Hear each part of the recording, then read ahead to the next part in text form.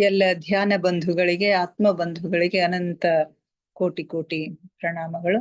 ಇಂದಿನ ಧ್ಯಾನ, ಸ್ವಾಧ್ಯಾಯ, ಸತ್ಸಂಗ ಕಾರ್ಯಕ್ರಮಕ್ಕೆ ತಮಗೆಲ್ಲರಿಗೂ ತುಂಬು ಹೃದಯದ ಸ್ವಾಗತ. ಮೊಟ್ಟ ಮೊದಲಿಗೆ ನಮ್ಮೆಲ್ಲರ ಧ್ಯಾನ ಗುರುಗಳಾದ ಪರಮ ಪೂಜ್ಯರಾದ ಬ್ರಹ್ಮರ್ಷಿ ಪಿತಾಮಹ ಡಾಕ್ಟರ್ ಸುಭಾಷ್ ಪತ್ರಿಜಿಯವರ ಚರಣ ಕಮಲಗಳಿಗೆ ವಂದಿಸುತ್ತ, ಗುರುಮಾತಾ ಸ್ವರ್ಣಮಾಲಾ ಅಮ್ಮನವರ ಪಾದ ಕಮಲಗಳಿಗೆ ನಮಿಸುತ್ತ, ನಮ್ಮೆಲ್ಲರ ಚೈತನ್ಯ ಶಕ್ತಿಯಾಗಿರ್ತಕ್ಕಂಥ ಮಹಾವತಾರ್ ಬಾಬಾ ಅವರನ್ನ ನನ್ನ ಮಂದಿರದಲ್ಲಿ ಸ್ಮರಿಸುತ್ತ, ನನ್ನ ಗುರುಗಳಾದ ತಟವಾಲಿ ಬಾಬಾ, ಬರ್ಫಾನಿ ಬಾಬಾ, ಮಹದಾನಂದ ಬಾಬಾಜಿಯವರನ್ನ ನನ್ನ ಹೃದಯ ಮಂದಿರದಲ್ಲಿ ಸ್ಮರಿಸುತ್ತ, ನಮ್ಮ ಮಾರ್ಗದರ್ಶಕ ಗುರುಗಳಾದ ಡಾಕ್ಟರ್ ಜೀವಂದರ ಕೇತಪ್ಪ ಸರ್ ಅವರಿಗೆ ವಂದಿಸುತ್ತ, ಅಯ್ಯಪ್ಪ ಪಿಂಡಿ ಸರ್ ಅವರಿಗೆ ವಂದಿಸುತ್ತ, ಎಲ್ಲ ಆಸ್ಟ್ರಲ್ ಮಾಸ್ಟರ್ಸ್ ಗಳಿಗೆ, ಪಿರಮಿಡ್ ಮಾಸ್ಟರ್ಸ್ ಗಳಿಗೆ ವಂದಿಸುತ್ತ, ಸೀತಾ ಮಾತೆ, ಯಶೋಧರಾ ಮಾತೆ, ವಸುಂಧರಾ ಮಾತೆಯರಿಗೆ ವಂದಿಸುತ್ತ, ಅವರೆಲ್ಲರ ಚೈತನ್ಯ ಶಕ್ತಿಯೊಂದಿಗೆ ನಮ್ಮ ಚೈತನ್ಯ ಶಕ್ತಿಯನ್ನು ಅನುಸಂಧಾನಗೊಳಿಸುತ್ತಾ ನಾವಿಂದಿನ ಸ್ವಾಧ್ಯಾಯವನ್ನ ಆರಂಭಿಸೋಣ ಮಾಸ್ಟರ್ಸ್. ಸ್ವಾಧ್ಯಾಯ ಪಯಣಕ್ಕೆ, ಆತ್ಮಾಯಣದ ಸ್ವಾಧ್ಯಾಯ ಪಯಣಕ್ಕೆ ತಮಗೆಲ್ಲರಿಗೂ ಮತ್ತೊಮ್ಮೆ ಸ್ವಾಗತವನ್ನ ಕೋರ್ತಾ ಇದ್ದೀನಿ.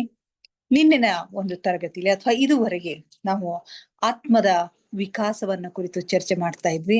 ಯಾವ ರೀತಿ ಆತ್ಮ ಒಂದು ಖನಿಜ ಲೋಕದಿಂದ, ಖನಿಜ ಸಾಮ್ರಾಜ್ಯದಿಂದ ಒಂದು ವನಸ್ಪತಿಯ ಸಾಮ್ರಾಜ್ಯಕ್ಕೆ ಬರುತ್ತೆ, ವನಸ್ಪತಿಯ ಸಾಮ್ರಾಜ್ಯದಿಂದ ಪಶು ಸಾಮ್ರಾಜ್ಯಕ್ಕೆ ಬರುತ್ತೆ, ಅಲ್ಲಿಂದ ಹೇಗೆ ಮಾನವ ಸಾಮ್ರಾಜ್ಯಕ್ಕೆ ಬರುತ್ತೆ ಅಂತಕ್ಕಂಥದ್ದನ್ನ ಚರ್ಚೆ ಮಾಡಿದೀವಿ. ನಿನ್ನೆ ಮಾನವ ಸಾಮ್ರಾಜ್ಯದಲ್ಲಿ ಈ ಮೊದಲಿನ 3 ಸಾಮ್ರಾಜ್ಯಕ್ಕೂ ಮತ್ತು ಮಾನವ ಸಾಮ್ರಾಜ್ಯಕ್ಕೂ ಹೆಚ್ಚಿನ ಒಂದು ವ್ಯತ್ಯಾಸ ಇರೋದನ್ನ ನಾವು ಕಾಣ್ತಾ ಇರ್ತೀವಿ. ಅಲ್ಲಿ ಆ 3 ಸಾಮ್ರಾಜ್ಯಗಳಲ್ಲಿ ಸಮೂಹ ಒಂದು ಆತ್ಮ ಅಂತಕ್ಕಂಥದ್ದು ಇರುತ್ತೆ, ಅಲ್ಲಿ ಸ್ವತಂತ್ರವಾಗಿರ್ತಕ್ಕಂಥ ಆತ್ಮ ಇರೋದಿಲ್ಲ. ಆದ್ರೆ ಮಾನವ ಸಾಮ್ರಾಜ್ಯದಲ್ಲಿ ಮಾನವನಿಗೆ ಒಂದು ಸ್ವಾತಂತ್ರ್ಯವಾಗಿರ್ತಕ್ಕಂಥ ಒಂದು ಆತ್ಮ ಇರುತ್ತೆ. ಅವರೆಲ್ಲರಿಗಿಂತ ವಿಶೇಷವಾಗಿರ್ತಕ್ಕಂಥ ಶಕ್ತಿ ಸಾಮರ್ಥ್ಯಗಳು ಈ ಮಾನವನಿಗೆ ಇರ್ತವೆ. ಇಲ್ಲಿ ಮುಖ್ಯವಾಗಿ ಅನ್ವಯವಾಗ್ತಕ್ಕಂಥ 2 ಪ್ರಮುಖ ನಿಯಮಗಳನ್ನ ನಾವು ನಿನ್ನೆ ಚರ್ಚೆ ಮಾಡಿದ್ವಿ. ಒಂದು ಪುನರ್ಜನ್ಮದ ನಿಯಮ, ಇನ್ನೊಂದು ಕರ್ಮ ಸಿದ್ಧಾಂತದ ನಿಯಮ. ಪುನರ್ಜನ್ಮ ಶತಸಿದ್ಧವಾಗಿರ್ತಕ್ಕಂಥದ್ದು. ಈ ಆತ್ಮ ಜೀವನವನ್ನ ತೆಗೆದುಕೊಂಡಾಗ ಒಂದಾದ ನಂತರ ಒಂದು ಈ ಜನನ ಮರಣ ಚಕ್ರಗಳಿಗೆ ಒಳಗಾಗ್ತಕ್ಕಂಥದ್ದನ್ನ ನಾವು ಕಾಣ್ತಾ ಇದ್ವಿ. ಎಲ್ಲಿಯವರೆಗೆ ತಾನು ಆತ್ಮ ವಿಕಸಿತ ಆಗುವುದಿಲ್ವೋ, ಎಲ್ಲಿಯವರೆಗೆ ಆಯಾ ಜನ್ಮಗಳಲ್ಲಿ ತಾನು ಅನುಭವಿಸಬೇಕಾಗಿರ್ತಕ್ಕಂಥ ಅನುಭವಗಳನ್ನ ಅನುಭವಿಸಿ ಆ ಅನುಭವಗಳಿಂದ ಪಾಠ ಕಲಿಯುವುದಿಲ್ವೋ, ಅಲ್ಲಿಯವರೆಗೆ ಈ ಜನನ ಮರಣದ ಚಕ್ರ ಹಾಗೆ ಸುತ್ತಾ ಇರುತ್ತೆ ಅಂತಕ್ಕಂಥ ಮಾತನ್ನು ನಾವು ತಿಳ್ಕೊಂಡಿದ್ವಿ. ಹಾಗೆ ಇನ್ನೊಂದು ಮಾನವನಿಗೆ ಅನ್ವಯ ಆಗ್ತಕ್ಕಂಥ ಇನ್ನೊಂದು ಸಿದ್ಧಾಂತ ಏನು, ಪ್ರಾಣಿಗಳಿಗೆ ಅನ್ವಯವಾಗದೇ ಇರ್ತಕ್ಕಂಥ ಮಾನವನಿಗೆ ಮಾತ್ರ ಅನ್ವಯ ಆಗ್ತಕ್ಕಂಥ ಇನ್ನೊಂದು ಸಿದ್ಧಾಂತ ಕರ್ಮ ಸಿದ್ಧಾಂತ. ಅವರವರ ಕರ್ಮಕ್ಕೆ ಅನುಸಾರವಾಗಿ, ಕಾರ್ಯಗಳಿಗೆ ಅನುಸಾರವಾಗಿ ಅವರು ಪ್ರತಿಫಲಗಳನ್ನ ಪಡಿತಾರೆ. ಸಾಮಾನ್ಯವಾಗಿ ಮೊದಲಿನ ಹಂತದಲ್ಲಿ, ಪ್ರಾರಂಭದ ಮಾನವ ಜನ್ಮಗಳಲ್ಲಿ ಮಾನವನಲ್ಲಿ ಹಿಂದಿನ ಜನ್ಮಗಳ ಒಂದು ಛಾಯೆ ಇರುವುದರಿಂದ, ಪಶುವಿನ ಗುಣಗಳು ಇರುವುದರಿಂದ ಸಾಕಷ್ಟು ಕೆಟ್ಟ ಕರ್ಮಗಳನ್ನ ಮಾಡ್ತಕ್ಕಂಥದ್ದು ಕಾಣಿಸುತ್ತೆ. ಈ ಮಾನವ ಜನ್ಮಕ್ಕೆ ಬಂದಾಗ ಈ ಕೆಟ್ಟ ಕರ್ಮಗಳನ್ನ ಮಾಡುವುದರಿಂದ ತನಗೇನು ತೊಂದರೆ ಆಗ್ತಾ ಇದೆ ಅಂತಕ್ಕಂಥದ್ದನ್ನ ತಿಳ್ಕೊಂಡು ತಾನು ಸುಧಾರಣೆಯನ್ನ ಹೊಂದಿ ಇಂಥ ಕೆಲಸವನ್ನ ನಾನು ಮಾಡಬಾರದು ಅಂತಕ್ಕಂತಹ ಪಾಠವನ್ನ ಕಲಿತಾಗ ಆತನ ಆತ್ಮ ವಿಕಾಸವಾಗಿ ಮುಂದಿನ ಹಂತಕ್ಕೆ ಹೋಗುತ್ತೆ ಅಂತಕ್ಕಂಥದ್ದನ್ನ ನಾವು ಇದುವರೆಗೆ ಚರ್ಚೆ ಮಾಡಿದ್ವಿ. ಸಾಮಾನ್ಯವಾಗಿ ಸುಮಾರು 200 ಮಾನವ ಜನ್ಮಗಳಲ್ಲಿ ಆತ್ಮವು ಕೆಟ್ಟ ಕರ್ಮಗಳನ್ನ ಹೆಚ್ಚಿಗೆ ಮತ್ತು ಒಳ್ಳೆಯ ಕರ್ಮಗಳನ್ನ ಕಡಿಮೆ ಅರ್ಜನೆ ಮಾಡುತ್ತೆ ಅಂತ ಹೇಳ್ತಾರೆ. ನೋಡ್ರಿ, ಸುಮಾರು 200 ಮಾನವ ಜನ್ಮಗಳಲ್ಲಿ ಆತ್ಮ ಕೆಟ್ಟ ಕರ್ಮಗಳನ್ನೇ ಹೆಚ್ಚಿಗೆ ಮಾಡ್ತದ, ಒಳ್ಳೆಯ ಕರ್ಮಗಳನ್ನೇ ಕಡಿಮೆ ಮಾಡ್ತಕ್ಕಂಥದ್ದು ಕಂಡು ಬರುತ್ತೆ. ಕಷ್ಟ ಹಾಗೂ ದೌರ್ಭಾಗ್ಯವನ್ನು ಸಹಿಸುವ ಮೂಲಕ ಕೆಲವು ಕೆಟ್ಟ ಕರ್ಮಗಳ ಖುಲಾಸೆ ಆಗ್ತದೆ. ಬಂದಿರತಕ್ಕಂಥ ಕಷ್ಟಗಳನ್ನ ಅನಿವಾರ್ಯವಾಗಿ ಸಾಧ್ಯವಾದಷ್ಟು ಕಷ್ಟಗಳನ್ನ ಪರಿಹಾರ ಮಾಡ್ಕೊಳ್ಳಿಕ್ಕೆ ನಾವು ಪ್ರಯತ್ನವನ್ನ ಮಾಡ್ತೀವಿ, ಅವುಗಳನ್ನ ಮುಂದಕ್ಕೆ ಹಾಕ್ಲಿಕ್ಕೆ ಪ್ರಯತ್ನ ಮಾಡ್ತೀವಿ. ಆಗದೇ ಇದ್ದಾಗ ಅವುಗಳನ್ನ ನಾವು ಅನುಭವಿಸ್ತೀವಿ. ಕೆಲವೊಂದು ಕರ್ಮಗಳನ್ನ ನಾವು ಅನುಭವಿಸಿನೇ ಮುಂದೆ ಹೋಗ್ಬೇಕಾಗತ್ತೆ ಅಂತಕ್ಕಂಥ ಒಂದು ಸತ್ಯಾಂಶ ಕೆಲವು ಸಾರಿ ನಮಗೆ ಅರಿವಿಗೆ ಬರ್ತಕ್ಕಂಥದ್ದು ಕಂಡು ಬರುತ್ತೆ. ಹೀಗೆ ಈ ಕಷ್ಟ ಹಾಗೂ ದೌರ್ಭಾಗ್ಯಗಳನ್ನ ಸಹಿಸುವ ಮೂಲಕ ಕೆಲವು ಕೆಟ್ಟ ಕರ್ಮಗಳ ಖುಲಾಸೆ ಆಗ್ತದ. ಆದ್ರೆ ಮಿಕ್ಕ ಉಳಿದ ಶೇಷ ಭಾಗ ಓವರ್ ಡ್ರಾಫ್ಟ್ಗೆ ಜಮಾ ಆಗ್ತದೆ. ಈ ಕರ್ಮಗಳ ಒಂದು ಸಿದ್ಧಾಂತ ಹೆಂಗಿರ್ತದೆ ಅಂತಂದ್ರೆ ಬ್ಯಾಂಕಿನ ಓವರ್ ಡ್ರಾಫ್ಟ್ ಫೆಸಿಲಿಟಿಗೆ ಇದನ್ನ ಅವರು ಹೋಲಿಸ್ತಾರೆ. ಯಾವ ರೀತಿ ಓವರ್ ಡ್ರಾಫ್ಟ್ ಫೆಸಿಲಿಟಿಯಲ್ಲಿ ನಮ್ಮ ಅಕೌಂಟ್ ನಲ್ಲಿ ಇರ್ತಕ್ಕಂಥ ಹಣಕ್ಕಿಂತಲೂ ಹೆಚ್ಚಿನ ಹಣವನ್ನ ಸಾಲದ ರೂಪದಲ್ಲಿ ತೆಗೆದುಕೊಳ್ಳಿಕ್ಕೆ ನಮ್ಗೆ ಸಾಧ್ಯ ಆಗುತ್ತೋ ಆ ರೀತಿ ನಮ್ಮ ಕರ್ಮಗಳ ಸಿದ್ಧಾಂತದಲ್ಲಿಯೂ ಕೂಡ ನಮ್ಮ ಕರ್ಮಗಳು ಯಾವ್ಯಾವ ಜನ್ಮದಲ್ಲಿ ಇಂತಿಷ್ಟು ಅಂದ್ರೆ ಆಯಾ ಜನ್ಮದಲ್ಲಿ ನಮಗೆ ಸಹಿಸ್ಲಿಕ್ಕೆ ಸಾಧ್ಯವಾಗುವಷ್ಟೇ ಕರ್ಮಗಳನ್ನ ನಾವು ಹೊತ್ಕೊಂಡು ಬಂದಿರ್ತೀವಿ. ಸಾಧ್ಯವಾಗದೇ ಇರ್ತಕ್ಕಂತಹ ಕರ್ಮಗಳು ನಮ್ಮ ಓವರ್ ಡ್ರಾಫ್ಟ್ಗೆ ಅವು ಜಮೆ ಆಗ್ತಾ ಇರ್ತಕ್ಕಂಥದ್ದನ್ನ ನಾವು ಕಾಣ್ತಾ ಇದ್ವಿ. ಆತ್ಮವು ವಿಕಸಿತಗೊಳ್ಳತೊಡಗಿದಂತೆ ಅದರ ಅನುಭವವು ಹೆಚ್ಚಾಗತೊಡಗುತ್ತದೆ. ಆಗ ಅವನ ಸಾಮಾನ್ಯ ಬುದ್ಧಿಯು ಅವನಿಗೆ ಕೆಟ್ಟದ್ದನ್ನು ಮಾಡಿದ್ರೆ ಕಷ್ಟಗಳನ್ನ ಸಹಿಸಬೇಕಾಗ್ತದ ಮತ್ತು ಒಳ್ಳೆಯದನ್ನ ಮಾಡಿದ್ರೆ ಆನಂದದ ಜೊತೆಗೆ ಮಿತ್ರರು ಕೂಡ ಸಿಗ್ತಾರೆ, ಮಿತ್ರರು ಕೂಡ ದೊರೀತಾರೆ ಅಂತಕ್ಕಂಥ ಒಂದು ಅನುಭವನಿಗೆ ಬರುತ್ತೆ. ಕೆಟ್ಟ ಕೆಲಸಗಳನ್ನ ಮಾಡಿದಾಗ ಹೆಚ್ಚಿನ ಕಷ್ಟಗಳನ್ನ ನಾನು ಸಹಿಸ್ಬೇಕಾಗತ್ತೆ. ಯಾಕಂದ್ರೆ ಕಷ್ಟಗಳಲ್ಲಿ ಯಾರೋ ಭಾಗಿ ಆಗೋದಿಲ್ಲ, ಸುಖದಲ್ಲಿ ಎಲ್ಲರೂ ಭಾಗಿಗಳಾಗ್ತಾರೆ, ಕಷ್ಟದಲ್ಲಿ ಯಾರೋ ಭಾಗಿಗಳಾಗೋದಿಲ್ಲ ಅಂತಕ್ಕಂಥ ಒಂದು ಅರಿವು ಕೂಡ ಆತನಿಗೆ ಉಂಟಾಗತ್ತೆ. ಇನ್ನು ಒಳ್ಳೆಯದನ್ನ ಮಾಡಿದಾಗ ತನಗೆ ತನ್ನ ಆತ್ಮಕ್ಕೆ ಸಂತೋಷ ಸಿಗೋದಷ್ಟೇ ಅಲ್ದೇನೆ ಅನೇಕ ಜನ ಮಿತ್ರರು ಕೂಡ ದೊರೀತಾರೆ ಅಂತಕ್ಕಂಥ ಒಂದು ಶಿಕ್ಷಣವನ್ನ ಅವನು ಪಡಿತಾನೆ. ಈ ರೀತಿಯಿಂದ ನಿಧಾನವಾಗಿ ಮಾನವ ಜೀವನದಲ್ಲಿ ಹೆಚ್ಚು ಒಳ್ಳೆಯ ಕರ್ಮಗಳನ್ನ ಮಾಡ್ಲಿಕ್ಕೆ ಒಂದು ಅರ್ಜನೆ ಮಾಡುವಂತಹ ಸ್ಥಿತಿ ದೊರೆಯುತ್ತದೆ. ಈ ಸ್ಥಿತಿಯು ಮನುಷ್ಯನ ವಿಕಾಸ ಮಾರ್ಗದಲ್ಲಿ ಅತ್ಯಂತ ಮಹತ್ವಪೂರ್ಣವಾಗಿರ್ತಕ್ಕಂಥದ್ದು.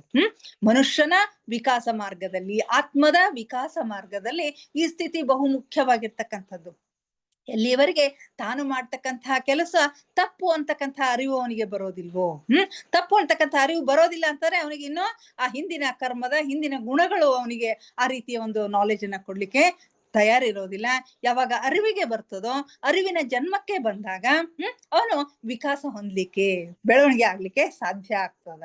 ಇಲ್ಲಿಂದಲೇ ಅವನು ಸಮಾಜಕ್ಕೆ ಉಪಯೋಗವಾಗ್ತಕ್ಕಂಥ ಮೌಲ್ಯಯುತವಾಗಿರ್ತಕ್ಕಂಥ ವ್ಯಕ್ತಿ ಆಗತೊಡಗ್ತಾನೆ. ಮುಂಬರುವ ಜನ್ಮಗಳಲ್ಲಿ ಅವನು ಕ್ರಮೇಣ ಕೆಟ್ಟ ಕರ್ಮದ ಬಾಕಿ ಲೆಕ್ಕವನ್ನ ತೀರಿಸಿ ತೊಡಗಿದಂತೆ ಅವನ ಈ ಕೊಡಕೊಳ್ಳುವ ವ್ಯವಹಾರದಿಂದ ಮುಕ್ತನಾಗ್ತಾನೆ. ಮುಂದಿನ ಜನ್ಮಗಳಲ್ಲಿ ಒಳ್ಳೆಯ ಕರ್ಮಗಳನ್ನ ಮಾಡ್ತಾ ತನ್ನ ಕರ್ಮದ ಒಂದು ಲೆಕ್ಕವನ್ನ, ಕೆಟ್ಟ ಕರ್ಮದ ಲೆಕ್ಕವನ್ನ ಕಡಿಮೆ ಮಾಡ್ತಾ ಬಂದಾಗ ಅವನ ಈ ಕೊಡಕೊಳ್ಳುವ ವ್ಯವಹಾರದಿಂದ ಅವನು ಮುಕ್ತನಾಗ್ತಾನೆ.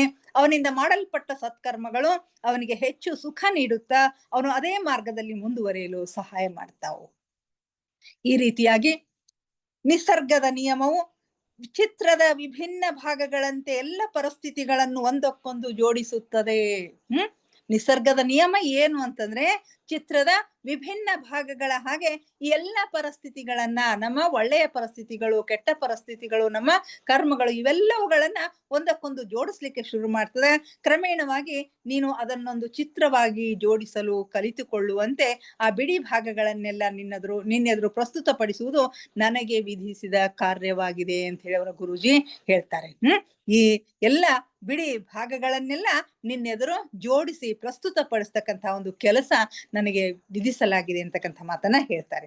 ಮನುಷ್ಯ ಜಗತ್ತಿನಲ್ಲಿ ಎಲ್ಲ ರೀತಿಯ ಅವಶ್ಯಕ ಅನುಭವಗಳನ್ನ ಯಾವ ರೀತಿಯಾಗಿ ಪಡೆದುಕೊಳ್ಳಬಹುದೆಂಬುದನ್ನು ತಿಳಿದುಕೊಳ್ಳಲು ನೀನು ಕೆಲವು ಸಂಗತಿಗಳನ್ನು ಆಧಾರ ರೂಪದಲ್ಲಿ ಸ್ವೀಕರಿಸಬೇಕಾಗುತ್ತದೆ. ಮನುಷ್ಯ ಈ ಜಗತ್ತಿನಲ್ಲಿ ಎಲ್ಲ ರೀತಿಯ ಅವಶ್ಯಕ ಅನುಭವಗಳನ್ನ ಯಾವ ರೀತಿ ಪಡೆದುಕೊಳ್ತಾನೆ ಅಂತಕ್ಕಂಥದ್ದನ್ನು ತಿಳ್ಕೊಬೇಕಾದ್ರೆ ಕೆಲವೊಂದು ಸಂಗತಿಗಳನ್ನ ಆಧಾರವಾಗಿ ನೀನು ಸ್ವೀಕಾರ ಮಾಡ್ಬೇಕಾಗ್ತದೆ ಅಂತ ಹೇಳ್ತಾರೆ.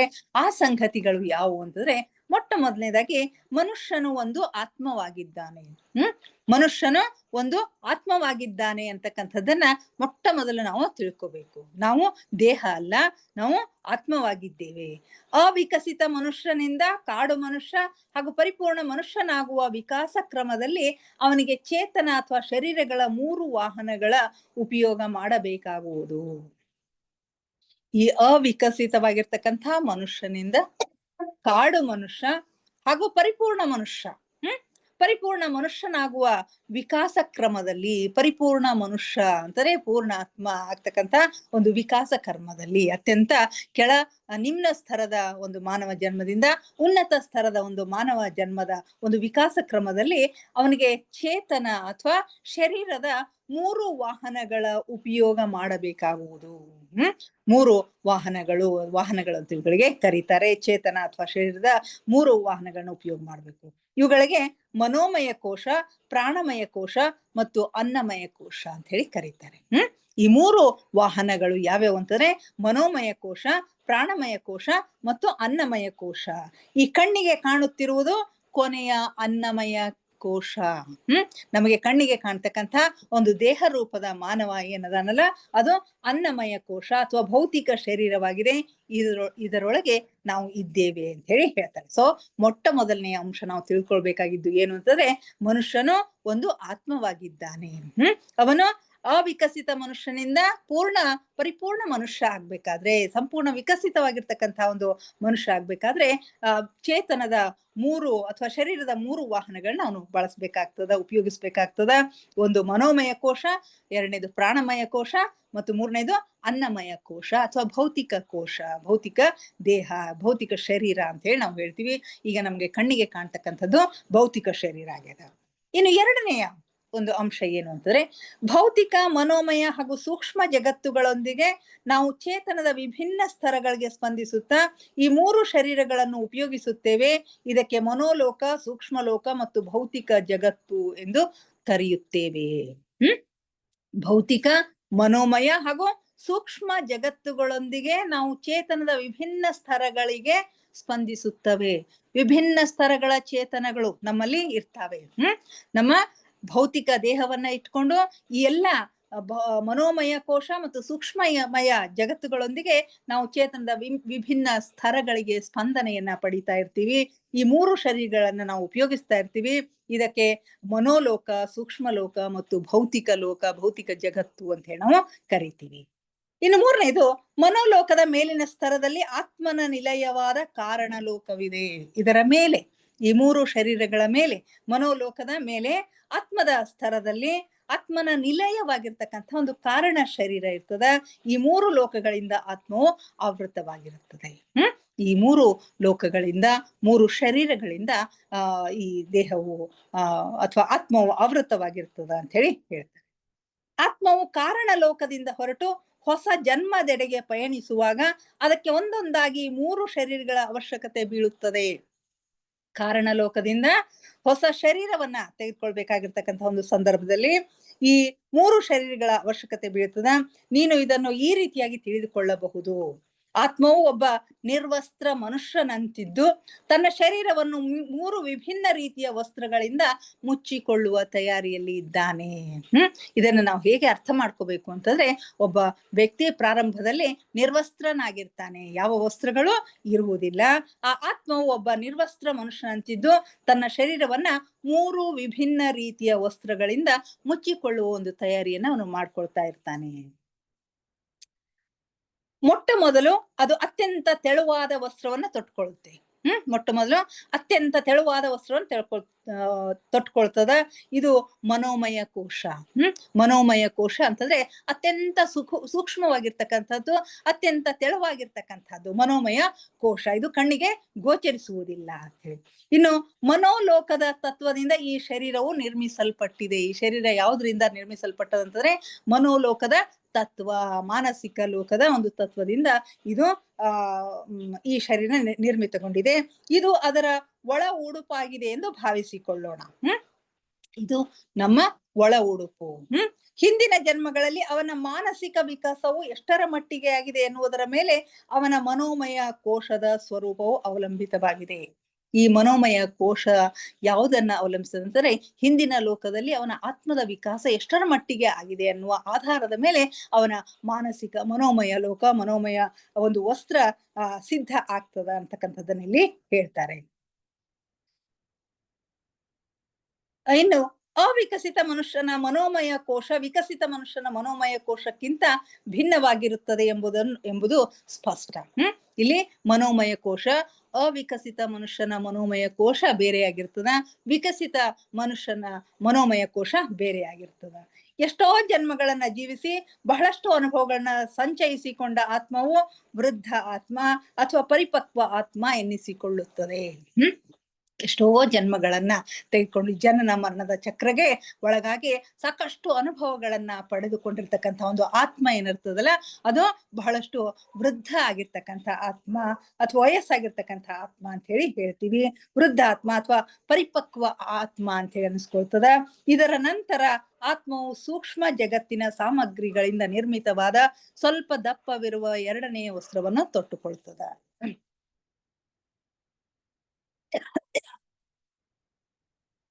ಸೊ ಈ ಸೂಕ್ಷ್ಮ ವಸ್ತ್ರದ ನಂತರ ಸೂಕ್ಷ್ಮ ವಸ್ತ್ರ ಅತ್ಯಂತ ತೆಳುವಾಗಿರ್ತಕ್ಕಂಥ ವಸ್ತ್ರ ಇರ್ತದ. ಅದು ಆ ಮನುಷ್ಯನ ಮಾನಸಿಕ ವಿಕಾಸ, ಆತನ ಒಂದು ಆತ್ಮದ ವಿಕಾಸದ ಆಧಾರದ ಮೇಲೆ ಅದು ರೂಪಿಸಲ್ಪಡ್ತದ ಅಂತಕ್ಕಂಥದ್ದನ್ನ ಹೇಳ್ತಾರೆ. ಇಲ್ಲಿ ಇದರ ನಂತರ ಅಂದ್ರೆ ಈ ವೃದ್ಧ ಆತ್ಮಗಳು ಎಷ್ಟೋ ಜನ್ಮಗಳನ್ನ ತೆಗೆದುಕೊಂಡಿರ್ತಕ್ಕಂತಹ ವೃದ್ಧ ಆತ್ಮ ಅಥವಾ ಪರಿಪಕ್ವ ಆತ್ಮ, ಅದರ ಒಂದು ಮನೋಮಯ ಕೋಶ ಬಹಳಷ್ಟು ವಿಕಸಿತವಾಗಿರೋದನ್ನ ನಾವು ಕಾಣ್ತಾ ಇದ್ವಿ. ಇದರ ನಂತರ ಆತ್ಮವು ಸೂಕ್ಷ್ಮ ಜಗತ್ತಿನ ಸಾಮಗ್ರಿಗಳಿಂದ ನಿರ್ಮಿತವಾದ ಸ್ವಲ್ಪ ದಪ್ಪ ಇರ್ತಕ್ಕಂಥ ಎರಡನೆಯ ವಸ್ತ್ರವನ್ನ ತೊಟ್ಟುಕೊಳ್ತದೆ. ಈ ಸೂಕ್ಷ್ಮ ವಸ್ತ್ರಕ್ಕಿಂತನೂ ಎರಡನೇದು ಅಂತಂದ್ರೆ ಮನೋಮಯ ಕೋಶಕ್ಕಿಂತಲೂ ಇಲ್ಲಿ ಸೂಕ್ಷ್ಮ ಜಗತ್ತಿನ ಒಂದು ವಸ್ತ್ರ ಏನದಲ್ಲ ಅದು ಸ್ವಲ್ಪ ದಪ್ಪಗಾಗಿರ್ತಕ್ಕಂಥದ್ದನ್ನ ಕಂಡು ಬರ್ತದೆ. ಈ ವಸ್ತ್ರ ಅಥವಾ ಶರೀರವು ಮನೋಮಯ ಕೋಶದ ಮೇಲೆ ಅದರ ಹೊರಭಾಗದಲ್ಲಿ ಇರ್ತದೆ. ಮನೋಮಯ ಕೋಶದ ಹೊರಭಾಗದಲ್ಲಿ ಅದರ ಮೇಲ್ಭಾಗದಲ್ಲಿ ಮೊಟ್ಟ ಮೊದಲು ಇರ್ತಕ್ಕಂಥದ್ದು ಮನೋಮಯ ಕೋಶ, ಎರಡನೇದು ಸೂಕ್ಷ್ಮ ಲೋಕದ ಒಂದು ವಸ್ತ್ರ ಅಂತ ಹೇಳಿ ನಾವು ಹೇಳ್ತೀವಿ. ಅದು ಮತ್ತು ಇದು ನಿಶ್ಚಿತವಾಗಿಯೂ ಮನುಷ್ಯನ ಅಂತಿಮ ಜನ್ಮದವರೆಗೆ ಇರ್ತದೆ. ಈ ಮನೋಮಯ ಕೋಶದ ಮೇಲೆ ಹೊರಭಾಗದಲ್ಲಿ ಇರ್ತಕ್ಕಂಥ ಒಂದು ಸ್ವಲ್ಪ ಅದಕ್ಕಿಂತಲೂ ಸ್ವಲ್ಪ ದಪ್ಪಗಾಗಿರ್ತಕ್ಕಂಥ ಒಂದು ಸೂಕ್ಷ್ಮ ಜಗತ್ತಿನ ಒಂದು ವಸ್ತ್ರ ಏನಿರ್ತದಲ್ಲ ಅದು ಮನುಷ್ಯನ ಅಂತಿಮ ಜನ್ಮದವರೆಗೂ ಇರ್ತದ. ಆದ ಕೊನೆಯವರೆಗೆ ಆದಂತಹ ಮಾನಸಿಕ ವಿಕಾಸದ ಆಧಾರದ ಮೇಲೆ ಇದು ತಯಾರಾಗ್ತದ. ಇದು ನಿಶ್ಚಿತವಾಗಿಯೂ ಮನುಷ್ಯನ ಅಂತಿಮ ಜನ್ಮದ ಕೊನೆಯವರೆಗೆ ಆದಂತಹ ಮಾನಸಿಕ ಆಧಾರದ ಮೇಲೆ ತಯಾರಾಗುತ್ತದೆ. ಈ ಸೂಕ್ಷ್ಮ ಶರೀರವನ್ನ ನಾವು ಮನುಷ್ಯನ ಬಟ್ಟೆಯಾದ ಪ್ಯಾಂಟು ಶರ್ಟ್ಗೆ ಹೋಲಿಸಬಹುದು ಅಂತ ಹೇಳಿ ಹೇಳ್ತಾರೆ. ಈ ಸೂಕ್ಷ್ಮಮಯ ಶರೀರವನ್ನ ಮಾನವನ ಬಟ್ಟೆಯಾಗಿರ್ತಕ್ಕಂಥ ಪ್ಯಾಂಟ್ ಶರ್ಟ್ಗಳಿಗೆ ನಾವು ಹೋಲಿಸಬಹುದು. ಅದರ ಮೇಲೆ ನಮಗೆ ಇನ್ನೂ ದಪ್ಪವಾದ ಹಾಗೂ ಗಟ್ಟಿಯಾದ ವಸ್ತ್ರವು ಬೇಕಾಗುವುದು. ಇದಕ್ಕಾಗಿ ಭೌತಿಕ ಶರೀರದ ಅವಶ್ಯಕತೆ ಇರ್ತದೆ. ಇದರ ನಂತರ ಸೂಕ್ಷ್ಮ ಜಗತ್ತಿನ ನಂತರ ಇನ್ನೂ ದಪ್ಪಗಾಗಿರ್ತಕ್ಕಂಥ ವಸ್ತ್ರ ಬೇಕಾಗ್ತದ. ಅದಕ್ಕೆ ಭೌತಿಕ ಶರೀರದ ಅವಶ್ಯಕತೆ ಇದೆ. ಬೇರೆ ಮಾತಿನಲ್ಲಿ ಹೇಳುವುದಾದ್ರೆ ಒಂದು ಸ್ತ್ರೀ ಶರೀರ ಮತ್ತು ಪುರುಷ ಶರೀರ ಜೊತೆಗೂಡಿ ಒಂದು ಮಗುವಿಗೆ ಜನ್ಮ ನೀಡುತ್ತದೆ. ಈ ಹೊಸ ಶರೀರವೂ ಕೂಡ ಆತ್ಮನ ಪಾತ್ರತೆಯ ಆಧಾರದ ಮೇಲೆ, ಅಂದರೆ ಅವರ ಹಿಂದಿನ ಜನ್ಮಗಳ ಕರ್ಮಗಳ ಆಧಾರದ ಮೇಲೆ ಅವನಿಗೆ ದೊರೆಯುತ್ತದೆ. ಇದಕ್ಕೆ ನಾವು ಅವನ ಓವರ್ ಕೋಟ್ ಎನ್ನಬಹುದು. ಇಲ್ಲಿ ಒಂದು ಸ್ತ್ರೀ ಶರೀರ ಮತ್ತು ಪುರುಷ ಶರೀರ ಜೊತೆಗೂಡಿ ಒಂದು ಮಗುವಿಗೆ ಜನ್ಮವನ್ನ ನೀಡ್ತದ. ಈ ಹೊಸ ಶರೀರವೂ ಕೂಡ ಆತ್ಮನ ಒಂದು ಪಾತ್ರತೆಯ ಆಧಾರದ ಮೇಲೆ, ಅದರ ಹಿಂದಿನ ಜನ್ಮಗಳ ಕರ್ಮಗಳ ಆಧಾರದ ಮೇಲೆ ಅವನಿಗೆ ದೊರೀತಾ ಇರ್ತದ. ಇದನ್ನು ನಾವು ಓವರ್ ಕೋಟ್ ಅಂತ ಹೇಳಿ ಕರಿಬಹುದು ಅಂತ ಹೇಳಿ ಹೇಳ್ತಾರೆ. ಭೌತಿಕ ಜಗತ್ತಿನಲ್ಲಿ ನಾವೆಷ್ಟು ಜನರನ್ನು ನೋಡುತ್ತೇವೆಯೋ ಅವರೆಲ್ಲರೂ ಈ ವಸ್ತ್ರ ಅಥವಾ ಶರೀರವನ್ನು ಧಾರಣ ಮಾಡಿಯೇ ಇದ್ದಾರೆ ಎನ್ನುವುದು ಸ್ಪಷ್ಟ. ಭೌತಿಕ ಜಗತ್ತಿನಲ್ಲಿ ನಾವೆಷ್ಟೋ ಜನರನ್ನ ನೋಡ್ತೀವಲ್ಲ, ಆ ಎಲ್ಲ ಜನರು ಅವರೆಲ್ಲರೂ ಈ ಮೂರು ತರಹದ ವಸ್ತ್ರಗಳನ್ನ ಅಥವಾ ಶರೀರಗಳನ್ನ ಧಾರಣ ಮಾಡಿಯೇ ಇದ್ದಾರೆ ಅಂತಕ್ಕಂಥದ್ದು ಸ್ಪಷ್ಟ. ಆದ್ರೆ ಭೌತಿಕ ಶರೀರದ ಘನತ್ವದ ಕಾರಣದಿಂದ ನಾವು ಇದರ ಕೆಳಗಿರುವ ಎರಡೂ ಶರೀರಗಳನ್ನು ಕಾಣ್ಲಿಕ್ಕೆ ಸಾಧ್ಯ ಆಗೋದಿಲ್ಲ. ಭೌತಿಕ ಶರೀರ ಘನವಾಗಿ ಇರುವುದರಿಂದ ಈ ಒಳಗಿನ ಶರೀರಗಳು ಸೂಕ್ಷ್ಮವಾಗಿರೋದ್ರಿಂದ ಅವುಗಳನ್ನ ಕಾಣ್ಲಿಕ್ಕೆ ಸಾಧ್ಯ ಆಗೋದಿಲ್ಲ. ವ್ಯಕ್ತಿಯ ಮೃತ್ಯುವಾದಾಗ ವ್ಯಕ್ತಿಯು ಕೇವಲ ತನ್ನ ಭೌತಿಕ ಶರೀರ ಅಥವಾ ಓವರ್ ಕೋಟ್ ಅನ್ನ ಮಾತ್ರ ತ್ಯಜಿಸ್ತಾನೆ. ಮರಣ ಹೊಂದಿದಾಗ ಒಬ್ಬ ವ್ಯಕ್ತಿ ತನ್ನ ಭೌತಿಕ ಶರೀರವನ್ನ ಮಾತ್ರ ತ್ಯಜಿಸ್ತಾನೆ ಅಥವಾ ಓವರ್ ಕೋಟ್ ಅನ್ನ ಮಾತ್ರ ತ್ಯಜಿಸ್ತಾನೆ. ಅವನು ಇನ್ನೂ ಸ್ವಯಂ ತನ್ನ ಮೊದಲಿನ ಮನೋಮಯ ಕೋಶ ಹಾಗೂ ಪ್ರಾಣಮಯ ಕೋಶಗಳಲ್ಲಿ ಇರುವಂತವನೇ ಆಗಿರ್ತಾನೆ. ಅವೆರಡೂ ಇನ್ನೂ ಜೀವಂತ ಇರ್ತಾವಂತೆ. ಮನೋಮಯ ಕೋಶ ಹಾಗೂ ಪ್ರಾಣಮಯ ಕೋಶ ಅದ್ರಲ್ಲಿನೇ ಅವನು ಇರ್ತಾನೆ. ಎರಡರಲ್ಲಿಯೂ ಸೂಕ್ಷ್ಮ ಶರೀರ ಸ್ವಲ್ಪ ದಪ್ಪ ಇರ್ತದೆ. ಇವೆರಡರಲ್ಲಿನೂ ಸೂಕ್ಷ್ಮ ಶರೀರ ಸ್ವಲ್ಪ ದಪ್ಪ ಇರ್ತದ. ಆದ್ರಿಂದ ಅದು ಹೊರಭಾಗದಲ್ಲಿದೆ. ಮನೋಮಯ ಕೋಶವು ಅದರ ಕೆಳಗೆ ಇದೆ. ಮೃತ್ಯುವಿನ ನಂತರ ಏನು ಜರುಗುತ್ತದೆ ಎಂದು ಹೇಳುವ ಮೊದಲು ಈ ಶರೀರಗಳ ಕುರಿತಾಗಿ ನಾನು ಹೇಳ್ತೀನಿ ಅಂತ ಹೇಳಿ ಹೇಳ್ತಾರೆ. ಮೃತ್ಯುವಿನ ನಂತರ ಏನು ಜರುಗ್ತದ ಅನ್ನೋದನ್ನ ತಿಳ್ಕೋದಕ್ಕಿಂತ ಪೂರ್ವದಲ್ಲಿ ಈ ವಿವಿಧ ಶರೀರಗಳ ಬಗ್ಗೆ ತಿಳ್ಕೊಳ್ತಕ್ಕಂಥ ಅವಶ್ಯಕತೆ ಇದೆ ಅಂತಕ್ಕಂಥ ಮಾತನ್ನ ಹೇಳ್ತಾರೆ. ನಾವು ಈಗ ಕಣ್ಣಿನಿಂದ ನೋಡುತ್ತಿರುವ ಭೌತಿಕ ಶರೀರವು ಘನ ಭೌತಿಕ ತತ್ವಗಳಿಂದ ಆಗಿದೆ, ಪಂಚಭೂತಗಳಿಂದ ಆಗಿದೆ ಅಂತ ಹೇಳ್ತೀವಿ. ನಾವೆಲ್ಲರೂ ಕಣ್ಣಿನಿಂದ ನೋಡ್ತಕ್ಕಂಥ ಈ ಭೌತಿಕ ಶರೀರವು ಘನ ಭೌತಿಕ ತತ್ವಗಳಿಂದ ಆಗಿದೆ. ಆದ್ರೆ ಈ ಶರೀರದ ಒಂದು ಅತ್ಯಲ್ಪ ಘನ ಭಾಗ ತತ್ವವೂ ಇದೆ. ಇದು ನಮ್ಮ ಜೀವಿತ ಸಮಯದಲ್ಲಿ ಹಾಗೂ ಮೃತ್ಯುವಿನ ವೇಳೆಯಲ್ಲಿ ಬಹಳ ಮಹತ್ವಪೂರ್ಣ ಪಾತ್ರವನ್ನು ನಿರ್ವಹಿಸುತ್ತದೆ. ಆದ್ರೆ ಈ ಶರೀರದ ಒಂದು ಅತ್ಯಲ್ಪ ಘನ ಭಾಗ ತತ್ವವೂ ಇದೆ ಅಂತ ಹೇಳ್ತಾರೆ.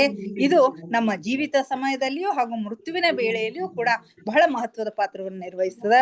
ಇದು ಆತ್ಮನ ನಿವಾಸ ಸ್ಥಾನವಾಗಿರುವ ಭೌತಿಕ ಶರೀರದಂತಹ ಸಾಮಾನ್ಯ ಶರೀರವಲ್ಲ. ನಾವು ದಿವ್ಯ ದೃಷ್ಟಿ ಎಂದು ಕರೆಯುವ ಅಲೌಕಿಕ ಅಥವಾ ಅತೀಂದ್ರಿಯ ದೃಷ್ಟಿಯು ನಿನ್ನಲ್ಲಿ ವಿಕಸಿತವಾಗುವವರೆಗೆ ನೀನು ಇದನ್ನು ನೋಡಲಾರೆ.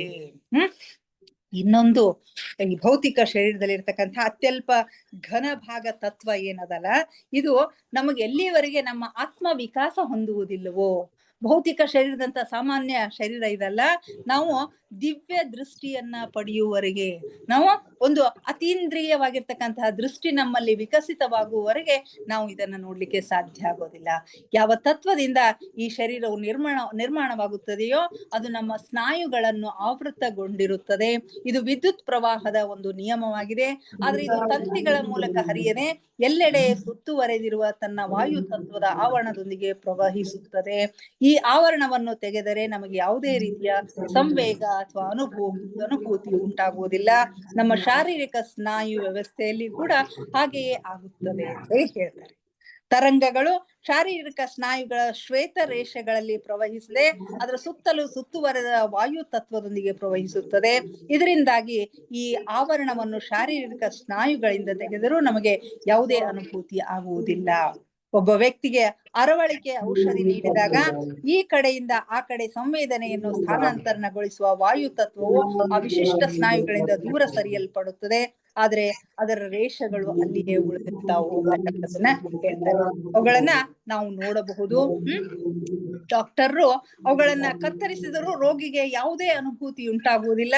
ರೋಗಿಯನ್ನು ದೀರ್ಘ ಸಮಯದವರೆಗೆ ಮೂರ್ಛೆಗೊಳಿಸಬೇಕಾದಾಗ ಯಾವುದೇ ದೊಡ್ಡ ಶಸ್ತ್ರಕ್ರಿಯೆಗಾಗಿ ಸಾಮಾನ್ಯ ಅರವಳಿಕೆಯನ್ನು ನೀಡಿದಾಗ ಆಗ ಔಷಧಿಯ ಮೂಲಕ ಈ ವಾಯು ತತ್ವವನ್ನು ಸಘನ ಶರೀರದಿಂದ ಒಟ್ಟಾರೆಯಾಗಿ ದೂರ ಸರಿಸಲಾಗುತ್ತದೆ.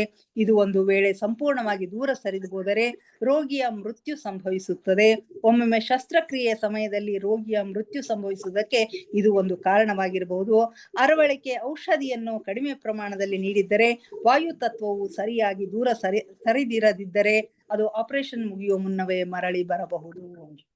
ನೋಡ್ರಿ, ಯಾವ ಘನ ತತ್ವದಿಂದ ಈ ಶರೀರ ನಿರ್ಮಾಣವಾಗುತ್ತದೆಯೋ ಅದು ನಮ್ಮ ಸ್ನಾಯುಗಳನ್ನು ಆವೃತಗೊಂಡಿರ್ತದ ಮತ್ತು ಅದು ವಿದ್ಯುತ್ ಪ್ರವಾಹದ ಒಂದು ನಿಯಮವಾಗಿದೆ. ವಿದ್ಯುತ್ ತಂತಿಗಳ ಮೂಲಕ ಹರಿಯದೆ ಎಲ್ಲೆಡೆ ಸುತ್ತುವರೆದಿರ್ತಕ್ಕಂತಹ ವಾಯು ತತ್ವದ ಆವರಣದೊಂದಿಗೆ ಇದು ಆವೃತವಾಗಿದೆ ಅಂತಕ್ಕಂಥ ಮಾತುಗಳನ್ನ ಹೇಳ್ತಾರೆ.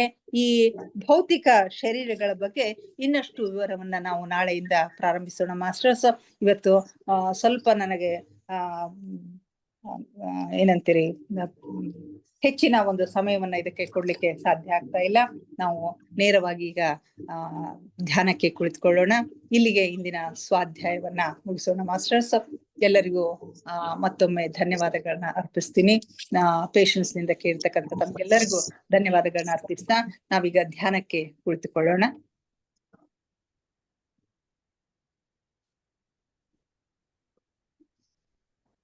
ಯಾವುದಾದ್ರೂ ಸ್ಥಿರ ಸುಖಾಸನದಲ್ಲಿ ಕುಳಿತುಕೊಳ್ಳಿ.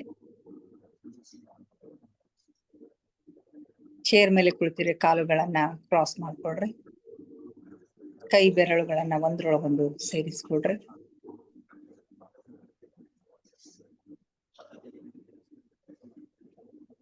ಕಣ್ಣುಗಳನ್ನ ಮುಚ್ಕೊಳ್ರಿ.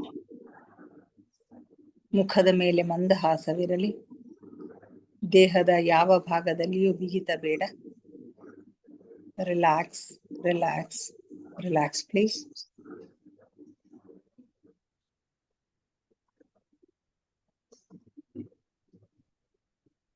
ಮೊಟ್ಟ ಮೊದಲಿಗೆ ನಮ್ಮೆಲ್ಲರ ಧ್ಯಾನ ಗುರುಗಳಾದ ಪರಮ ಪೂಜ್ಯರಾದ ಬ್ರಹ್ಮರ್ಷಿ ಪಿತಾಮಹ ಡಾಕ್ಟರ್ ಸುಭಾಷ್ ಪತ್ರಿಜಿಯವರ ಚರಣ ಕಮಲಗಳಿಗೆ ವಂದಿಸುತ್ತ ಗುರುಮಾತಾ ಸ್ವರ್ಣಮಾಲಾ ಅಮ್ಮನವರ ಪಾದಕಮಲಗಳಿಗೆ ನಮಿಸುತ್ತ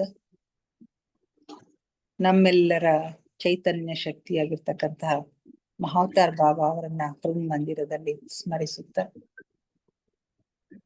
ನನ್ನ ಧ್ಯಾನ ಗುರುಗಳಾದ ತಟ್ವಾಲಿ ಬಾಬಾ, ಬರ್ಫಾನಿ ಬಾಬಾ, ಮಹದಾನಂದ ಬಾಬಾಜಿಯವರನ್ನ ನನ್ನ ಹೃದಯ ಮಂದಿರದಲ್ಲಿ ಸ್ಮರಿಸುತ್ತ ನಮ್ಮ ಮಾರ್ಗದರ್ಶಕ ಗುರುಗಳಾದ ಡಾಕ್ಟರ್ ಜೀವನ್ಧರ್ ಕೇತಪ್ಪ ಸರ್ ಅವರಿಗೆ ವಂದಿಸುತ್ತ, ಅಯ್ಯಪ್ಪ ಪಿಂಡಿ ಸರ್ ಅವರಿಗೆ ವಂದಿಸುತ್ತ, ಎಲ್ಲ ಆಸ್ಟ್ರಲ್ ಮಾಸ್ಟರ್ಸ್ಗಳಿಗೆ, ಪಿರಾಮಿಡ್ ಮಾಸ್ಟರ್ಸ್ಗಳಿಗೆ ವಂದಿಸುತ್ತ, ಸೀತಾಮಾತೆ, ಯಶೋಧರ ಮಾತೆ, ವಸುಂಧರ ಮಾತೆ ಅವರೆಲ್ಲರ ಚೈತನ್ಯ ಶಕ್ತಿಯೊಂದಿಗೆ ನಮ್ಮ ಚೈತನ್ಯ ಶಕ್ತಿಯನ್ನ ಅನುಸಂಧಾನಗೊಳಿಸುತ್ತಾ ನಾವಿಂದಿನ ಧ್ಯಾನವನ್ನ ಆರಂಭಿಸೋಣ ಮಾಸ್ಟರ್ಸ್. ಕೇವಲ ಸಹಜ ಶ್ವಾಸದ ಮೇಲೆ ಗಮನ. ಪ್ರಕೃತಿ ಸಹಜವಾದ ಉಸಿರಾಟವಿರಲಿ. ಒಳ ಹೋಗುವ ಉಸಿರು, ಹೊರ ಬರುವ ಉಸಿರನ್ನು ಏಕಧಾರೆಯಾಗಿ ನಿರಂತರವಾಗಿ ಗಮನಿಸಿ ಮಾಸ್ಟರ್ಸ್. ಉಸಿರನ್ನು ಒಳಗೆ ತೆಗೆದುಕೊಂಡಾಗ ತಂಪು ಅನುಭವ, ಹೊರಗೆ ಬಿಟ್ಟಾಗ ಬಿಸಿ ಅನುಭವವಾಗುತ್ತೆ. ಅನುಭವಿಸಿ ಮಾಸ್ಟರ್ಸ್. ಯಾವ ಆಲೋಚನೆಗಳು ಬೇಡ. ಆಲೋಚನೆಗಳು ಬಂದರೆ ಅವುಗಳನ್ನು ದೂರ ಸರಿಸಿ ಮತ್ತೆ ಉಸಿರಿನ ಮೇಲೆ ಗಮನ ಹರಿಸಿ ಮಾಸ್ಟರ್ಸ್. ಯಾವಾಗ ನಮ್ಮ ಗಮನ ಸಂಪೂರ್ಣವಾಗಿ ಉಸಿರಿನ ಮೇಲೆ ಇರುತ್ತದೆಯೋ ಆಗ ನಮ್ಮ ಮನಸ್ಸು ಶೂನ್ಯವಾಗಿರುತ್ತದೆ, ವಿಚಾರಗಳು ಶೂನ್ಯವಾಗಿರುತ್ತವೆ, ಮನಸ್ಸು ಶಾಂತವಾಗಿರುತ್ತದೆ, ಧ್ಯಾನ ಸಿದ್ಧಿಸುತ್ತದೆ.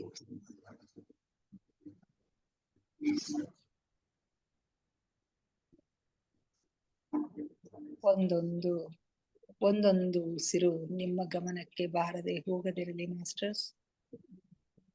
ಒಂದೊಂದು ಉಸಿರು ಅಷ್ಟೇ ಪ್ರಾಮುಖ್ಯತೆಯನ್ನ ಪಡೆದಿವೆ. ಅವುಗಳನ್ನು ನಿರಂತರವಾಗಿ ಗಮನಿಸಿ. ನಮ್ಮ ಉಚ್ಛ್ವಾಸ ನಿಶ್ವಾಸದ ಮಧ್ಯ ಬಿಂದು, ಅದುವೇ ಧ್ಯಾನ ಬಿಂದು, ಅದುವೇ ಶೂನ್ಯ ಬಿಂದು, ಅದುವೇ ನಮ್ಮ ಒಳ ಜಗತ್ತಿನ ಕೀಲಿಕೈ. ಅಲ್ಲಿ ಒಂದು ಕ್ಷಣ ನಿಲ್ಲುವ ಅಭ್ಯಾಸ ಮಾಡಿ ಮಾಸ್ಟರ್ಸ್. ನಿಮಗಾಗಿ ಒಳ ಜಗತ್ತು, ಆಂತರಿಕ ಜಗತ್ತು ತೆರೆದುಕೊಳ್ಳುತ್ತದೆ.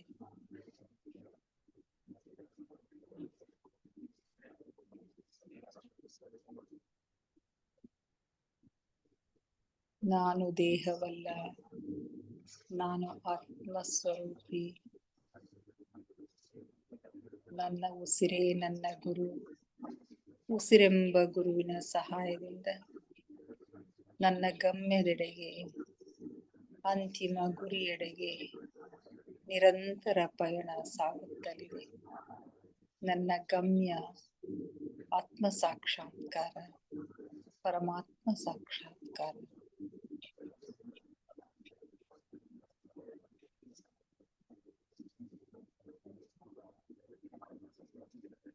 ಆಲಿಸಿ ಆಲಿಸಿ ಸೂಕ್ಷ್ಮನಾದಗಳನ್ನ, ಸೂಕ್ಷ್ಮ ಸ್ವರಗಳನ್ನ ಆಲಿಸಿ.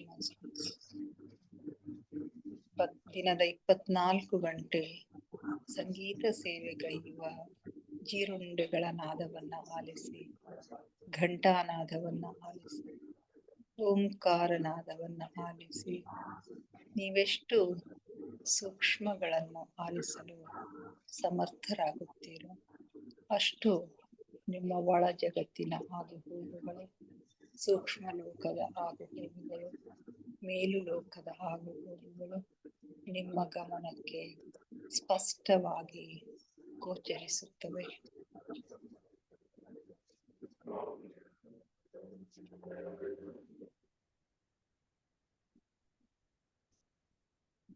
ಧ್ಯಾನ ಆಳವಾಗ್ತಾ ಇದೆ. ಉಸಿರು ನಿಧಾನವಾಗ್ತಾ ಇದೆ. ಉಸಿರು ನಿಧಾನವಾಗುತ್ತಾ ಚಿಕ್ಕದಾಗುತ್ತಾ ನಮ್ಮ ಭ್ರೂ ಮಧ್ಯದಲ್ಲಿ ಸ್ಥಿರಗೊಳ್ಳುತ್ತೆ ಮಾಸ್ಟರ್ಸ್. ಆಗ ನಮ್ಮ ಆಜ್ಞಾಚಕ್ರ ಜಾಗೃತವಾಗುತ್ತೆ. ಹಲವು ಬಣ್ಣಗಳು, ಹಲವು ಚಿತ್ರಗಳು ನಿಮಗೆ ಗೋಚರಿಸುತ್ತವೆ. ನಿಮಗೇನು ಗೋಚರಿಸುತ್ತದೆಯೋ ಅದೆಲ್ಲವನ್ನು ಗಮನವಿಟ್ಟು ನೋಡಿ.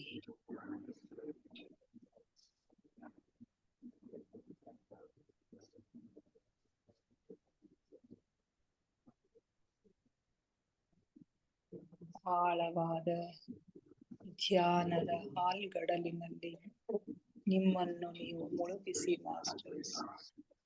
ಅನುಭವಿಸಿ, ಆನಂದಿಸಿ, ಆಹ್ಲಾದಿಸಿ ಆ ಪರಮ ಸಾಯುಜ್ಯವನ್ನು, ಪರಮೇಶ್ವರ ಪರಂಧಾಮ ಸನ್ನಿಧಿಯನ್ನ ಅನುಭವಿಸಿ ಮಾಸ್ಟರ್ಸ್.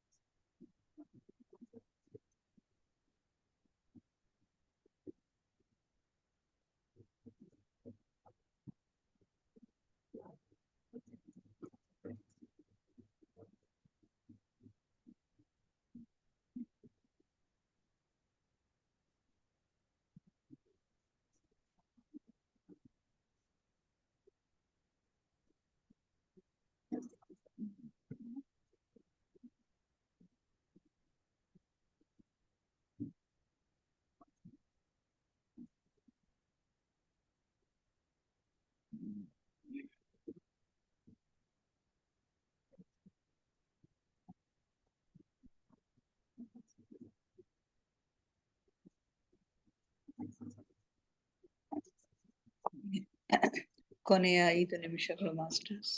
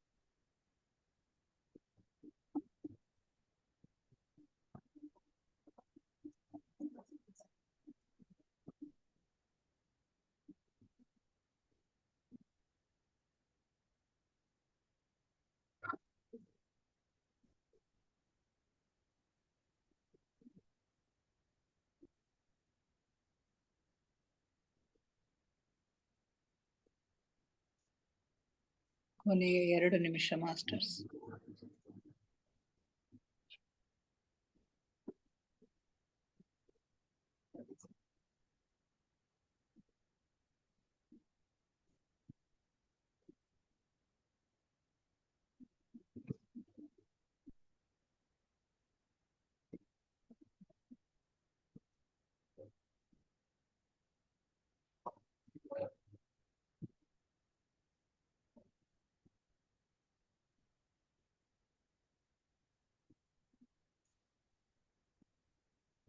ಕೊನೆಯ 1 ನಿಮಿಷ.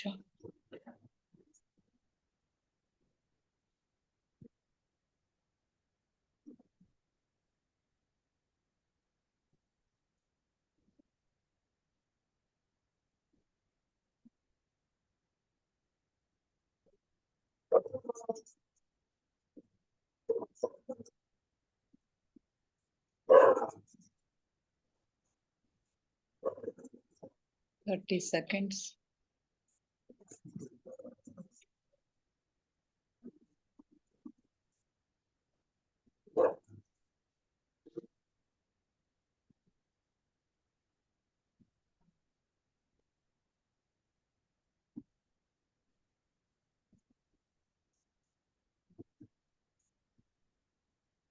Ten seconds.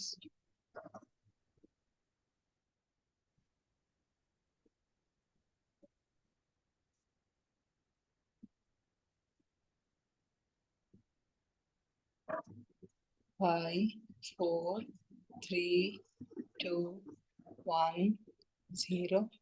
ನಿಧಾನವಾಗಿ ನಿಮ್ಮ ಕೈ ಬೆರಳುಗಳನ್ನ ಬಿಡಿಸ್ಕೊಂಡು ಕಣ್ಣಿನ ಮೇಲೆ ಇಟ್ಕೊಳ್ಳಿ ಮಾಸ್ಟರ್. 5 seconds. 5, 4, 3, 2, 1, 0.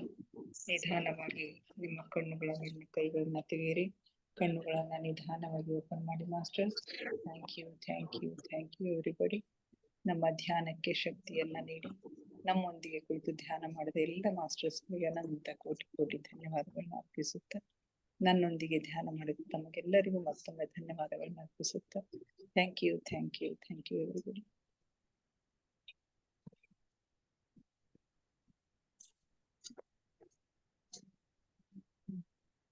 ಹಲೋ, ಯಾರಾದ್ರೂ ಏನಾದ್ರು ಶೇರ್ ಮಾಡ್ಕೊಳ್ತೀರಿ ಮಾಡ್ಕೊಡ್ರಿ. Hello hello madam, Sarojini madam. Madam ಅದು ಇದು ಹಾಕಂತ ಹೇಳಿದ್ದೆ. ಏನಂದ್ರೆ ಮೇಡಮ್? ಅದು ಸರೋಜಾ ಮೇಡಮ್ ಅವರಿಗೆ ಅದು ಒಂದು ಫೋಟೋ ಹಾಕಂದಿದ್ದೆ. ಅದು ದೇಹದ್ದು ಚಕ್ರದ್ದು ಯಾವ್ದ್ಯಾವ್ದು ಯಾವ ಕಲರು ಮತ್ತೆ ಯಾವ ಶಬ್ದಗಳು ಅಂತ ಅದು ನನಗ್ ಗೊತ್ತಿಲ್ರಿ ಮೇಡಮ್. ಹೌದ್ರಿ, ಬಹಳ ಮೊದಲು ಹಾಕಿದ್ರಲ್ಲ, ಅದು ಇನ್ನೊಂದ್ಸಲ ಹಾಕಂತ ಹೇಳಿ. ನಾಳೆ ನಾಳೆ ಹಾಕಿ ಮೇಡಮ್. ಅವ್ರ ಪ್ರಕಾರ 7 ಅಂತಂದಿದ್ರಲ್ಲ, ಅವ್ರು 7 ಸುತ್ತು. ಹೌದು, 7 ಚಕ್ರಗಳು ಅವೇ ಪಾಪ್ಯುಲರ್ ಇರೋದು. ಈಗ ಮತ್ತೆ ಮೇಲಿನ 4 ಚಕ್ರಗಳು ಬರ್ತಾವಲ್ರಿ. ಇಲ್ಲ ಹೇಳ್ಯಾರಿ ಮೇಡಮ್, ಲೇಯರ್ಸೇ ಅಲ್ಲ, ಲೇಯರ್ಸೇ ಅವ್ರು 7 ಅಂದಂಗ ಅಂತಿದ್ರು. ಸೂಕ್ಷ್ಮ ಶರೀರಗಳು, ಸೂಕ್ಷ್ಮ ಶರೀರಗಳು. ಇಲ್ಲಿ ನಾವು 3 ಕಲ್ತೀವಲ್ಲ, ಮನೋಮಯ ಮತ್ತೆ ಇಲ್ಲಿ 3 ಸೂಕ್ಷ್ಮ ಮತ್ತೆ ಭೌತಿಕ. ಮಾನವನ ಮೇಲೆ ಹೊದಿಕೆಯ ರೂಪದೊಳಗೆ ಹಾಕ್ತಾರಂತೆ. ಆಕ್ಚುಲಿ ಹೌದ್ರಿ ಈ ಜನ್ಮ ತಗೋಲಿಕ್ಕೆ ಸಿದ್ಧನಾಗಿ ಬಂದಾಗ ಅವನಿಗೆ ಎಲ್ಲಾ ಅವನ ಪೂರ್ವ ಜನ್ಮದ ಎಲ್ಲಾ ಏನೇನ್ ಕರ್ಮಗಳವ ಎಲ್ಲಾ ತೋರಿಸಿ ನೆನ್ಪಿರ್ತಾವ್ರಿ ಆತ್ಮಕ್ಕ. ಅವನ ಶರೀರದ ಮೇಲೆ 7 ಪದರಿನ ಬಟ್ಟೆ ಹೊದಿಸಿ ಕಳಿಸ್ತಾರೆ. ಒಂದೇ ಒಂದು ಕಂಡೀಷನ್ ಏನು ಅಂತಂದ್ರೆ ಈ ಬಟ್ಟೆ ಎಷ್ಟು ಶುಭ್ರ ಅದಾವಲ್ಲ ಅಷ್ಟೇ ಶುಭ್ರ ಹೌದು. ಬರ್ಬೇಕು ಅಂತಕ್ಕಂತ ಕಂಡೀಷನ್ ಹಾ ಆದ್ರೆ ಅವ ಪ್ರತಿ ಜನ್ಮದೊಳಗ ಅದನ್ನ ಮರೆತು ಮತ್ತೆ ಅದ್ರ ಮೇಲೆ ಕಲಿ ಮಾಡ್ಕೊತಾನೆ. ಅದೇ ಕರ್ಮಗಳು, ಅದೇ ಕೆಟ್ಟ ಕರ್ಮಗಳು ಅಂತ ಹೇಳಿ ಹೇಳಿ. ಹೌದ್ ಹೌದ್ ಹೌದ್ ಸರಿ. ಓಕೆ. ಮತ್ತೆ ಯಾರು ಶೇರ್ ಮಾಡ್ಕೊಳ್ತೀರಿ? ಹಲೋ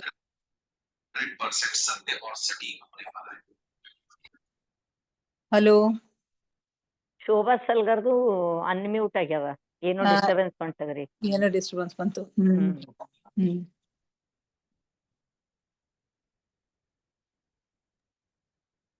ಹಲೋ ಗಂಗಾ ಅನ್ಮ್ಯೂಟ್ ಆಗ್ಯದ ನೋಡಮ್ಮ, ಮಾತಾಡ್ತಿ? ಹಾನ್ರಿಕಾ. ಅದೇ ಇದು ಸ್ವಾಧ್ಯಾಯ ತುಂಬಾ ಚೆನ್ನಾಗಿತ್ತು. ಲಾಸ್ಟ್ ಸ್ವಲ್ಪ ಗಡಬಡ ಆಯ್ತು ನನಗೆ, ಇವತ್ತು ಪ್ರಿಪರೇಷನ್ ಆಗ್ಲಿಲ್ಲ ಹೆಚ್ಚಿಗೆ. ಇಲ್ಲ ನೀವ್ ಹೇಳಿದ್ರಷ್ಟೇ, ಬಟ್ ಹಂಗ ಅನ್ಸ್ಲೇ ಇಲ್ಲ ನಮಗ. ಅನಿಸ್ಲಿಲ್ಲ, ನನಗೆ ಸಮಾಧಾನ ಅನಿಸ್ಲಿಲ್ಲ. ಇಲ್ಲ ಇಲ್ಲ ನಾಳೆ ತಗೊಂಡ್ರ ಚಲೋ ಐತ್ರಿ ಮೇಡಮ್, ಇಲ್ಲ ಬಾಳ ಚಲೋ ಐತ್ರಿ, ಹಂಗೇನಿಲ್ಲ. ನಾಳೆನೆ ತಗೊಂಡ್ರಾಯ್ತು ಅಂತ ಹೇಳಿ ಸ್ವಲ್ಪ ಲಾಸ್ಟ್ ಇಲ್ಲ ಮಾಡಿದೆ ನಾನು. ಸಾಕ್ ಹಂಗೆ ಮಾಡ್ರಿ ಮೇಡಮ್, ಎಷ್ಟಾಯ್ತು ಅಷ್ಟು. ಅದು ಬಹಳ ಕಾಂಪ್ಲಿಕೇಟೆಡ್ ಅದರಿ, ಹೇಳಲಿಕ್ಕೆ ನೀವ್ ಅಷ್ಟ್ ಚಲೋ ತಯಾರಿ ಮಾಡಿ ಹೇಳಿದ್ರಲ್ಲ, ಚಲೋ ಅನಸ್ತದ್ರಿ ಮೇಡಮ್, ಹಂಗೇನಿಲ್ಲ. ನಾ ಒಂದ್ಸಲ ಓದಿನಲ್ಲ, ಅವಾಗ ಅದಕ್ಕೆ ಅರ್ಥ ಆಗ್ತದ, ಬಹಳ ಚಲೋ ಅನಸ್ತದ. ಈಗ ಫಸ್ಟ್ ಟೈಮ್ ಓದೋದಾಗ ಅಷ್ಟು ಇದು ಅನಿಸ್ತಿತ್ತು. ಈಗ ಅರ್ಥ ಆಗ್ತದೆ. ಆಮೇಲೆ ಅದು ಹಿಂಗದಲ್ಲ, ಯಾವ್ದನ್ನು ಬಿಡ್ಲಿಕ್ ಆಗಂಗಿಲ್ಲ. ಹೌದು, ಬಿಟ್ರ ಮುಂದಿಂದ ಅರ್ಥ ಆಗಲ್ರಿ. ಶಾರ್ಟ್ ಮಾಡಿ ಹೇಳಲಿಕ್ಕೆ ಬರ್ಲಾರ್ದಂಗ ಅದ ಕೆಲವು ವಿಷಯಗಳು. ಹೌದು ಹೌದು. Okay madam. ಎನರ್ಜಿನೂ ತುಂಬಾ ಚೆನ್ನಾಗಿತ್ತು ಇವತ್ತ. ಅಲ್ಲ ಧ್ಯಾನಕ್ಕೆ ಪ್ರತಿದಿನ ಇರ್ತದ್ರಿ, ಎನರ್ಜಿ ಬಹಳ ಇತ್ತು.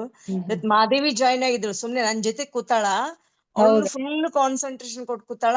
ಲಿಂಗು ಮತ್ತೆ ಶಿವನ್ ಮೂರ್ತಿ ಎಲ್ಲಾ ಕಾಣಿಸ್ಕೊಂಡವ ಆಕಿ. ಹೌದಾ?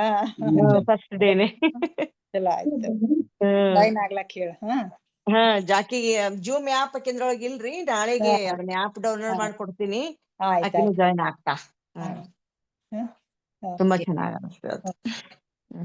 ಸರೋಜಾ ಮೇಡಮ್ ಇವತ್ತ ಆಯ್ತ್ರಿ ಕ್ಲಾಸ್ ಅಲ್ಲಿ? ಚೆನ್ನಾಗಾಯ್ತು ಅಂತ ಹೇಳಿದ್ರು. ಚೆನ್ನಾಗಾಯ್ತು ಅಂತ ಹೇಳಿದ್ರಿ? ಸ್ವರ್ಣ ಏನೋ ಅದಲ್ಲ ಚಾನಲ್, ಸುಭಾಷ ಸ್ವರ್ಣ ಚಾನಲ್ ಒಳಗ ಅಲ್ಲೇನು ಲಿಮಿಟೆಡ್ ಮೆಂಬರ್ಸೇ ಅದಾರ. ಅದು ಚೆನ್ನಾಗಾಯ್ತು ಅಂತ ಹೇಳಿ 12 ಗಂಟೆ 12ರಿಂದ 1. 12ರಿಂದ 1. ಓಕೆ ಓಕೆ, ನಾಳೆ ಮತ್ತೆ ಭೇಟಿ ಆಗೋಣ. ಇನ್ನಿಷ್ಟು ಧ್ಯಾನ ಸ್ವಾಧ್ಯಾಯ ಸತ್ಸಂಗದೊಂದಿಗೆ ಮುಗಿಸೋಣ್ರಿ. ಓಕೆ, ಎಲ್ಲರಿಗೂ ಮತ್ತೊಮ್ಮೆ thank you. Thank you everybody.